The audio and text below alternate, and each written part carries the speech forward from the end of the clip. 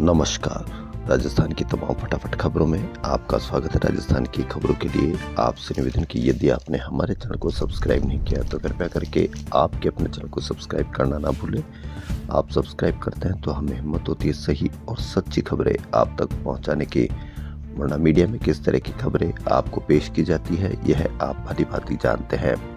तो क्या है आज की बड़ी खबर? जी हाँ, आज सुबह 11 बजे पेश होगा देश का बजट। वित्त मंत्री निर्मला सीतारमण आज सुबह 11 बजे संसद में आम बजट 2026-27 पेश करेगी। वे लगातार 9वां बजट पेश करने वाली पहली वित्त मंत्री बनेगी। यही नहीं, 1947-48 अब तक कुल 89 आम बजट पेश हो चुके हैं, लेकिन पहली बार यह रविवार को आ रहा है। शेयर मार्केट और बुलियन बाजार भी रविवार को खुले रहेंगे। तो बड़ी खबर, आज पेश होगा आम बजट। बड़ी उम्मीदें, अब देखना यह है कि कितनी उम्मीदें आम आदमी की दूर होती है। क्या पेट्रोल सस्ता होगा? क्या सिलेंडर सस्ता होगा? क्या रोजगार के अवसर पैदा होंगे? क्या सोने चांदी सस्ते होंगे? या जो इनकम टैक्स देती है आम जनता वह सस्ता होगा?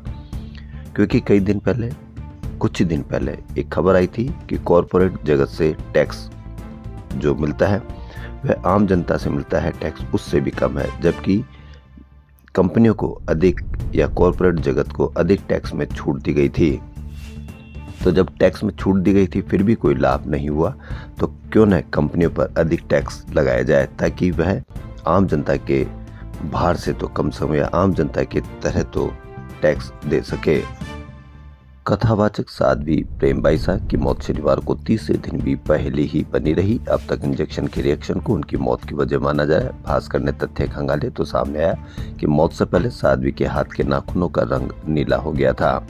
ऐसा ऑक्सीजन की कमी या जहर के कारण होता है। हालांकि साध्वी को ऐसी कोई बीमारी नहीं थी जिससे उनके शरीर में ऑक्सीजन की कमी होती। आश्रम के सेवादार जहर की बात को भी झुठला रहे हैं, लेकिन असली वजह क्या है यह तो जांच के बाद ही पता लग सकेगा। राजस्थान में 1,32,000 विशेष योग्यजनों ने सामाजिक पेंशन के लिए सालाना वेरिफिकेशन नहीं कराया। इस वजह से उनकी पेंशन पर संकट खड़ा हो गया। उधर विभाग ने निर्णय लिया है कि ऐसे दिव्यांगजनों के घरों तक विभाग के अफसर पहुंचेंगे और वेरिफिकेशन कराएंगे। इस पेंशन श्रेणी में सर्वाधिक जयपुर में 12,000 है, जोधपुर में 6,000 और सीकर में 4,000 है। सामाजिक पेंशन के दायरे में प्रदेश के 91.83 लाख लाभार्थी है।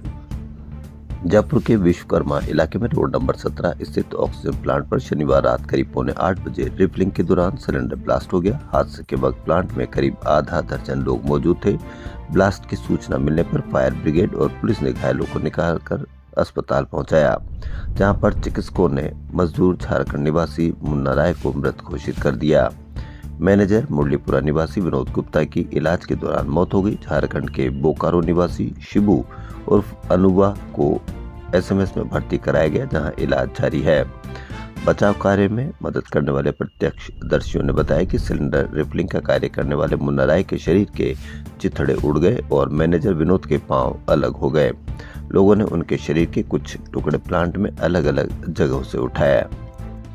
फिल्म निर्देशक विक्रम भट्ट और उनकी पत्नी श्वेतांबरी भट्ट की मुश्किलें बढ़ती जा रही है। इंदिरा आईवीएफ के मालिक डॉक्टर अजय मुडिया से 30 करोड़ रुपए की धोखाधड़ी के मामले में हाईकोर्ट ने शनिवार को दंपत्ति समेत 3 आरोपियों की जमानत खारिज कर दी। हाईकोर्ट ने माना कि इस स्तर पर जमानत की सुविधा दिया जाना उचित नहीं है। कमजोर पश्चिमी विक्षोभ के असर से नवंबर-दिसंबर में मावठ कम बरसी, लेकिन जनवरी में बैक टू बैक मजबूत सिस्टम बनने से लगातार मावठ बरस रही है। बीते 10 दिन में चौथा सिस्टम सक्रिय होने से फिर मौसम का मिजाज बदल गया। इस सिस्टम का असर पूर्वी राजस्थान में ज्यादा रहेगा। इसका असर 3-4 फरवरी तक रहेगा। शनिवार को जयपुर, अजमेर, अलवर, टोंक जिले में हल्की बारिश हुई, कई जगह ओले गिरे। विभाग के अनुसार राज्य के ऊपर एक परिसंचरण तंत्र बना हुआ है। रविवार को जयपुर, भरतपुर, कोटा, अजमेर, उदयपुर संभाग तथा शेखावटी क्षेत्र के जिलों में मेघ गर्जन, आकाशीय बिजली के साथ हल्की मध्यम बारिश हो सकती है। मौसम बदलने और बारिश के बाद दिन में ठिठुरन बढ़ गई। पश्चिमी विक्षोभ का असर दिन के तापमान में कई शहरों में 2-3 डिग्री लुढ़का है और कई शहरों में रात का तापमान 2 से 5 डिग्री तक बढ़ोतरी हुई है। मौसम विभाग जयपुर केंद्र ने बताया कि 15 फरवरी तक लगातार विक्षोभ एक्टिव रहेंगे। 3 सिस्टम रहेगा। वहीं सर्दी का असर कम रहेगा 11 से 15 फरवरी के बाद।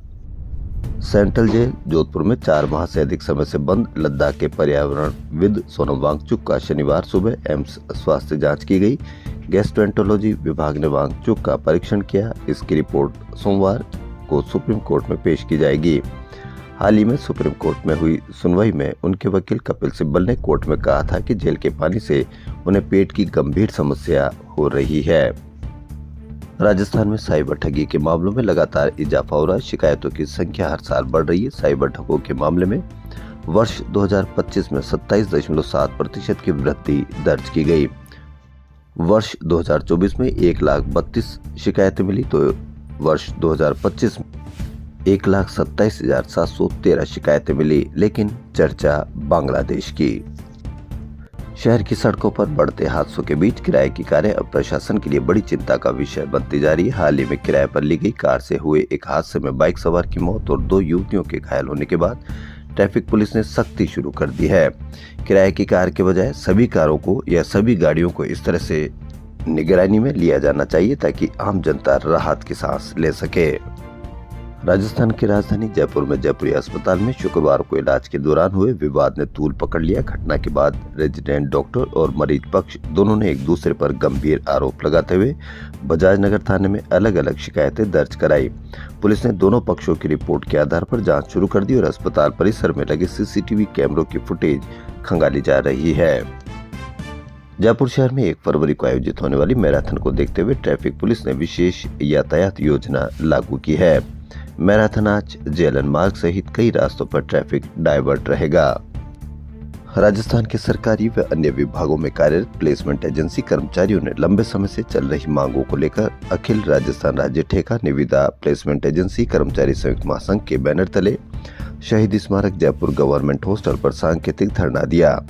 महासंघ कोर कमेटी सदस्य जहीर अहमद ने बताया कि शहीद स्थल पर शहीदों को पुष्पांजलि अर्पित करते हुए धरने को प्रारंभ किया गया। भारतीय बैरवा विकास संस्था पंजीकृत के राष्ट्रीय महामंत्री बनवारी लाल मुराडिया ने धरने को समर्थन दिया।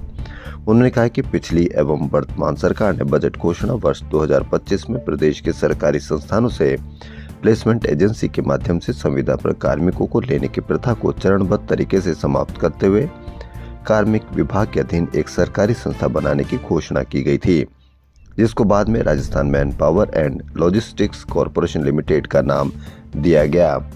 लेकिन क्या हुआ, इस पर भी आप अवश्य कमेंट करके बताएं। अब देखना यह है कि जो प्लेसमेंट एजेंसी के माध्यम से अस्थायी कर्मचारियों या ठेका कर्मचारियों को लिया जाता है, उनको किस तरह से स्थायी किया जाए या किस तरह से इस प्रथा को खत्म किया जाए ताकि आम जनता या आम ठेका कर्मचारी इस शोषण से मुक्ति पा सके। राजस्थान में Congress booth level agent BLA नियुक्ति में कांग्रेस काफी आगे चल रही है। अब तक प्रदेश में 200 ही विधानसभा क्षेत्रों में 51,354 बूथ लेवल एजेंट लगा दिए हैं। हाल ही पंचायतें और वार्ड बढ़ाए गए, उसको देखते हुए करीब 10,000 बूथ बढ़ गए। अगले एक सप्ताह में प्रदेश में 10,000 नए बूथ लेवल एजेंट कांग्रेस की तरफ से नियुक्त कर दिए जाएंगे। ये जानकारी प्रदेश कांग्रेस अध्यक्ष गोविंद सिंह डोटासरा ने दी। उन्होंने कहा कि दिल्ली में राजस्थान कांग्रेस के कार्यों की खुद लोकसभा के नेता प्रतिपक्ष राहुल गांधी ने की। राजस्थान कांग्रेस टीम की तरफ से हर मुद्दे को जोर शोर से उठाया गया। एसआईआर हो चाहे मनरेगा, सभी मुद्दों पर पूरे स्टेट की टीम ने बेहतरीन काम किया है। इसकी आला कमान ने तारीफ की। हमने बूथ लेवल एजेंट्स का प्रतिदिन डेटा संधारण का काम शुरू किया है। पीसीसी में हर रोज रिपोर्ट आती है, उसी के आधार पर अब तक 51,000 से अधिक बीएलए नियुक्त किए जा चुके हैं। बीएलए नियुक्त किए गए, लेकिन उन बीएलए को यह भी काम दिए जाना चाहिए कि उनके क्षेत्र में किस किस के नाम काटे गए, क्योंकि कांग्रेस एसआईआर के मुद्दे पर हमेशा सत्ता पक्ष को घेरती है कि उनके समर्थकों के नाम काटे जा रहे हैं। तो बीएलए को अवश्य काम दिया जाना चाहिए कि उनके एरिया में कितने नाम काटे गए, ताकि एसआईआर के मुद्दे पर जो कांग्रेस घेरती है उसका सही पता लगाया जा सके।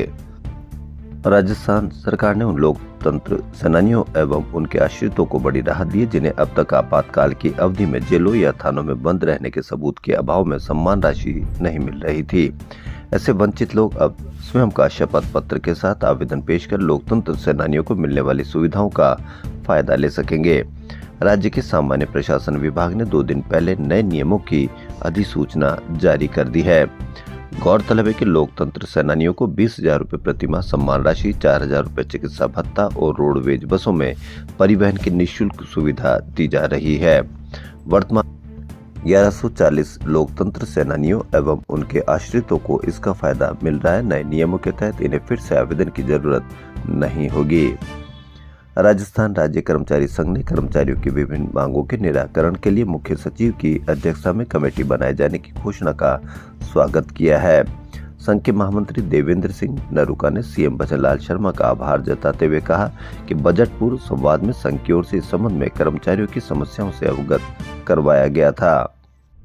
राजस्थान रणजी टीम के कप्तान महिपाल लोमरोर ने सीजन का समापन शतक के साथ किया। लोमरोर ने पुडुचेरी में पौंडीचेरी के खिलाफ खेले जा रहे रणजी मुकाबले की दूसरी पारी में 131 रन बनाए। दूसरी पारी में राजस्थान की टीम 352 रन पर आउट हो गई। राजस्थान कर्मचारी चयन बोर्ड की ओर से इन दिनों 5 भर्तियों के लिए आवेदन की प्रक्रिया चल रही है। इनमें से 2 भर्तियां एलडीसी भर्ती और लैब असिस्टेंट भर्ती के लिए आवेदन करने में अभ्यर्थियों को परेशानी हो रही है। कई आवेदकों का कहना है कि वे पिछले कई दिनों से आवेदन करने का प्रयास कर रहे हैं, लेकिन बार बार आ रहे एरर से वे परेशान है। उन्होंने चयन बोर्ड से इस परेशानी को दूर करने की मांग उठाई है। उधर चयन बोर्ड ने इस समस्या के समाधान के लिए एक हेल्प डॉक्यूमेंट जारी किया है। एलडीसी आवेदन नहीं कर पा रहे अभ्यर्थी दस्तावेज अपलोड करते ही एरर, फिर लॉग आउट। विशाल ददलानी और शेखर स्वजियानी ने सॉन्ग देखो देखो है शाम बड़ी दीवानी के साथ एंट्री ली और अपने पुराने हिट सॉन्ग्स की परफॉर्मेंस पर जैन जी को डांस करवाया। डिस्को दीवाने कहलाने वाले जयपुराइट्स शनिवार की शाम विशाल शेखर की जोड़ी के गानों पर थिरके। बॉलीवुड की दुनिया में अपनी सिल्वर जुबली पूरी कर चुकी इस जोड़ी ने अपनी परफॉर्मेंस से एक बार फिर से ऑडियंस को बीते 25 वर्षों के सिनेमा का सफर याद दिला दिया। मौका था जी स्टूडियो में 10 सुपरहिट टूर के तहत आयोजित लाइव कॉन्सर्ट का। तो राजस्थान की खबरों में फिलहाल इतना ही। यदि आपको राजस्थान की खबरें पसंद आ रही है तो आपके अपने चैनल को सब्सक्राइब कर लें। धन्यवाद।